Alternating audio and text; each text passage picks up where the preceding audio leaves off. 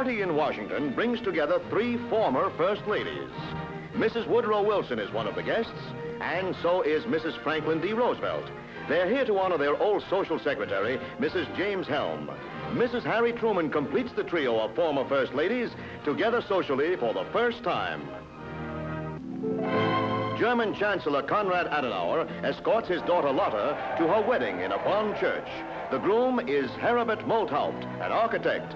Police struggle to keep well-wishers from engulfing the bride, who has been Germany's First Lady, acting as hostess for her widowed father.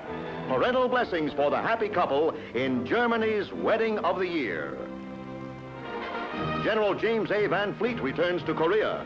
The wartime 8th Army commander and his wife are greeted by President RHEE.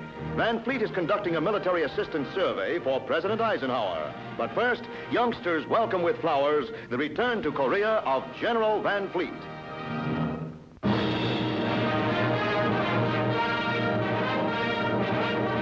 A vast armada carries 5,000 Marines to Korea's beaches for a huge landing operation to keep them in combat training. Battle-toughened veterans of the 1st Marine Regiment land at RHEE, an East Coast fishing village. Dive bombers strafe mythical defenders as heavy equipment is landed. Amphibious troop carriers turn ashore with more Leathernecks to capture strategic positions. The Marines have landed and the situation is well in hand.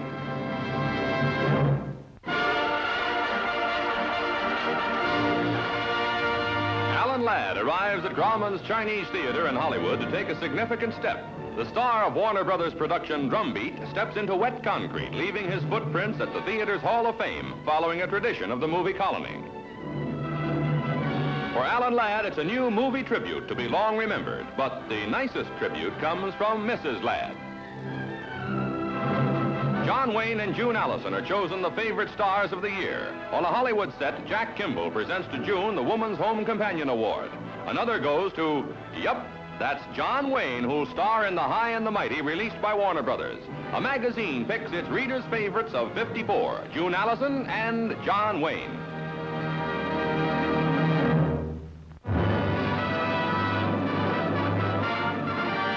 Gibraltar, England's rocky Mediterranean fortress, clamps on strict security restrictions to prevent Spanish extremists from marring the visit of Queen Elizabeth.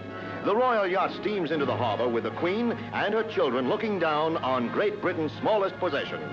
Ashore, Elizabeth touches the 4 keys to the fortress in token acceptance and rides to the 1,400-foot summit, where Princess Anne feeds the famous Barbary apes. Legend has it that the British will hold the fortress as long as the apes live there, and the Queen declares England has no intention of returning Gibraltar to Spain.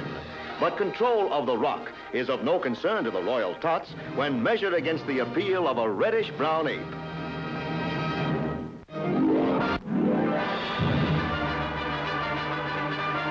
Roger Bannister, the world's first 4-minute miler, arrives in New York for a whirlwind visit. The string bean 6-footer learns on landing that he must cancel a series of public appearances or jeopardize his amateur standing. The man who ran a mile to sports immortality flies 7,000 just for the ride.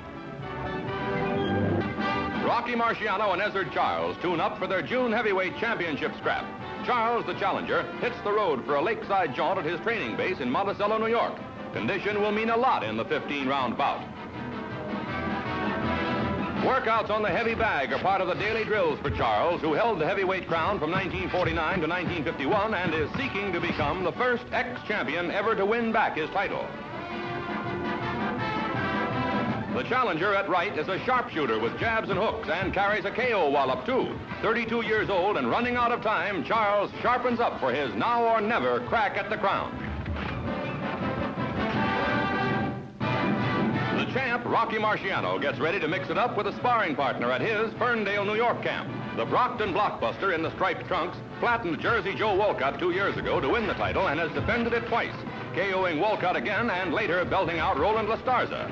Unbeaten as a professional, sporting a spectacular string of knockouts, the 32-year-old Marciano is a ring killer with dynamite in either hand.